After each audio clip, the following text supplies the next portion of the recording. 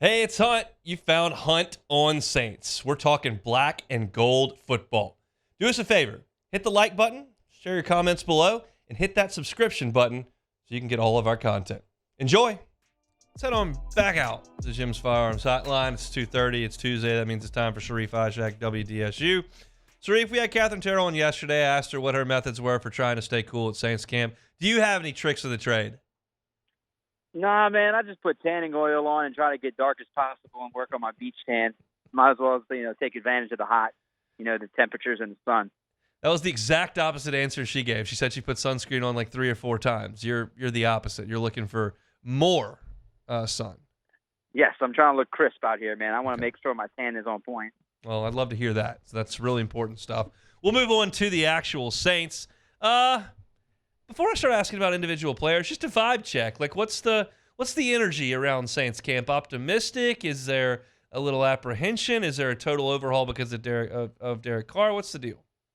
I'd say optimistic, mostly because of Derek Carr. I mean, when you have an established quarterback as your signal caller, and you have so far a healthy offense, and you get a chance to watch them all work together, you can see the optimism there, and you can see what they could be this year. So yeah, I'd say so far through 6 practices, it looks good, and people should be very optimistic, maybe a little cautiously optimistic, I should say, until they finally get a few games under their belt. But it's fair for everyone to be optimistic at this point when you have someone like Carr and you have Alvin Kamara and the rest of the pieces on this offense and Michael Thomas.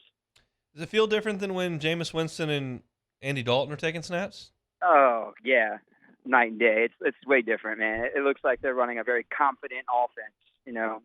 People just seem to be, because whenever things don't go right during these practices with Derek Carr, if there's any miscommunication or if he makes a mistake, he's going to go talk to the tight end, the receivers, the running backs, or even the offensive line. Hey, what could we do better here? And they just talk through it. And you can see like the hands flailing, and you can see Derek just like running, kind of trying to run the routes with the receiver, the tight end, and trying to tell them where they need to be at what point and where he's going to throw the ball. So, yeah, you could see things a little bit different right now with Derek Carr under center. Give me a Trevor Penning report. Look, I know he had that injury last year at the end of the season. The Liz Frank looks better. He's out there practicing. I mean, that's a good sign. You have him practicing a lot more and mauling people. He looked decent today. I would say he looked pretty decent. Got beat a couple times, but there's some times when, he closed off a couple of the holes and allowed Alvin Kamara and Jamal Williams to have a couple nice runs. What's the likelihood he starts the first game? There's some competition there. Yeah. Some competition with with James Hurst, Andrew Pete, who there's no like given for him to be the starting guy on the offensive line and starting guard. I think we have some competition there. 3 people going maybe for 2 spots. So he's gonna have a chance. I mean, look, there's no guarantee for Andrew Pete. Like, no joke. I mean, I know he left yesterday's practice and it's only a strain, but I think that like the less practice time and somebody else with like Trevor Penning getting more run, I mean, that's going to be good for Trevor Penning. Tell me about the running back position. Kamara looking healthy, and then the 2 newcomers. Yeah, Alvin does look like he has an extra like step, a little giddy up in his step, man, and these practices, and maybe it has a lot to do with having everything behind him, minus the whole, we'll see what happens with when he meets with Roger Goodell and if and how many games he gets suspended. But yeah, I mean, he looks like a guy that's, ready to get back to his old form and old self before, the 2020 season. And Jamal Williams is a ground and pound type of guy. He says, people will say, oh, well, can he break away some nice runs and, get outside and run, and can he catch the ball? Yeah. Seen it a few times in some of these practices, especially since they've thrown the pads on. And then you have Kendre Miller.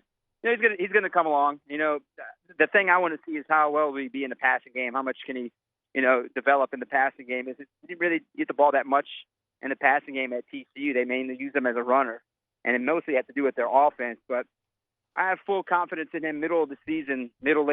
If Alvin is gone for 4 games or so, he'll get a little bit of run early in the season. But like, I think by the time you hit 8-10 games, I think you'll be a very important piece in this offense, and I think he'd be pretty solid. I'm not going to say I'm not going to put a limit on him, but I think he'll be pretty solid as a rookie. You're a New Orleanian. Were you offended when Jamal Williams said that beignets are just overrated funnel cakes? I agree. I mean, I don't really like beignets, dude. I mean, you're How could asking you the wrong not like person. beignets? Like you couldn't like funnel cakes. It's fried bread with powdered sugar on it. What's not to like? I just really don't eat. I don't like either one of them, honestly. I mean, it's okay. I've never been like, I want to go to Cafe Du Monde or Morning Call and go get beignets. I've just never been that type of guy.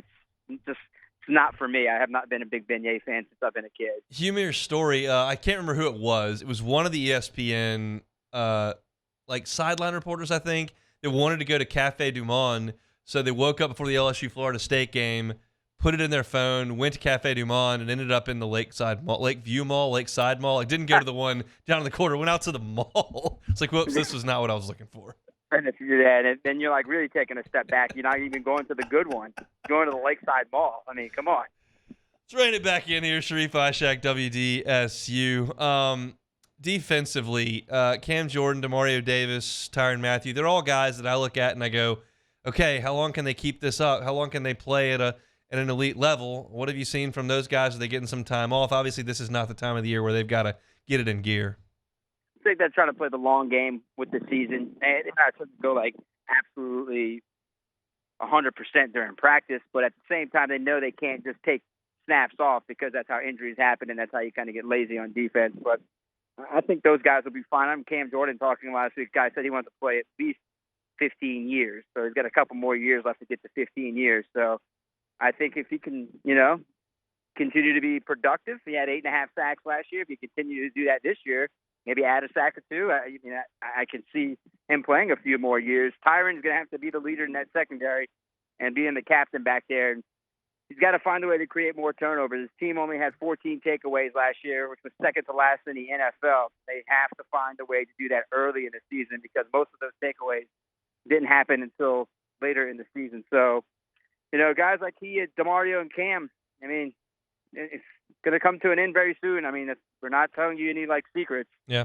I mean, if this year, next year, they have to find a way to be successful defensively and as a team as a whole and at least try to get into the playoffs both years and see what happens because you never know what can happen if you get to the playoffs and you give them that offense and that defense together. If they can find a way to click, you give those legendary players a chance to win a Super Bowl. That would be amazing, even though Tyrann already has one. So I'm sure Cam would love to end his career with one here in New Orleans. Does anybody have a significant leg up between Paulson Adebo and Alontae Taylor? I think that's, it's a close race. It really is a close race, but Paulson has made some fantastic plays against Michael Thomas in one-on-one situations and in team drills. Maybe he has a leg up just by a little bit right now, and it looks like he's the guy that was playing really good his rookie year, and he was healthy. Remember, he was dealing with an ankle injury last year, which kind of set him back a little bit throughout the season, and he was never himself. Now that he's healthy and making plays against Mike or Chris Olave, small leg up to him. But, I mean, look, you're not going to go wrong with either guy starting opposite Marshawn Lattimore, who's also making tremendous amount of plays here early on in camp. You can't go wrong. I mean, but it's good to have the depth because, growing up, especially in those 7 and 9 seasons from 14 to 16, they were counting on guys like B.W. Webb to play. Now they don't have to really worry about that now that they have Alontae, Marshawn, Bradley Roby, and Paulson Adebo. Speaking of a time, long time ago, Jimmy Graham played for the Saints a long time ago. Can he still play? He's a situational guy. You're not getting a 2013 guy who had the 15 or 16 touchdowns, man. You're getting a guy who's still, you know what you can't coach. You can't coach 6'7", right? Go up there and get a ball, man. In the red zone, go up there and get me a touchdown over a 6-foot cornerback or defensive back. Go up there and make it happen. If you have him up there lined up one-on-one, going in the fade for a jump ball, that's what he is. That's what he is at 36 years old. That's what you want. He still has a little bit of that. He's still got the hands to go up there and get it. You don't ask him for much more than that. It's a specialty role, and you don't have anything to lose. You have him out there. You have 3 good tight ends. And Taysom, Taysom's a do-it-all guy. So you have 3 very solid tight ends if you have Juwan, Foster, and you have Jimmy Graham out there. Does Will Lutz have a chance of losing his job? Not the way he's kicking this camp. Yeah. He's booming, man. He's booming. I think he's only missed 1 kick so far at this camp.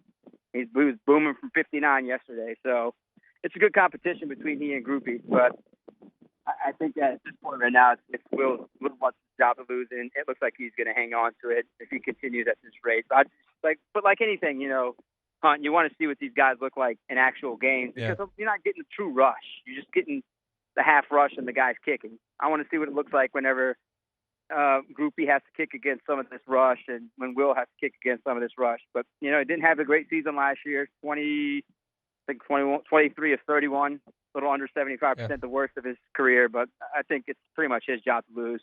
Last one here. Every year about this time, someone who we've never heard of, some non-roster invitee or undrafted free agent, whoever, shows up and they end up making a little bit of a splash early. Maybe they make the team, maybe they don't, practice squad. But is there anybody who I'd never heard of that's made a couple plays and said, oh, maybe he gets a couple more reps?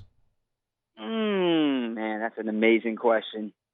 God. Maybe not. I mean, the Saints roster is fairly set. So aren't that many spots open. There really aren't, man. And there really aren't many guys out there that are like, oh, like the darling. Every year you feel like there's that so-called darling player, and it's just like it really hasn't been there.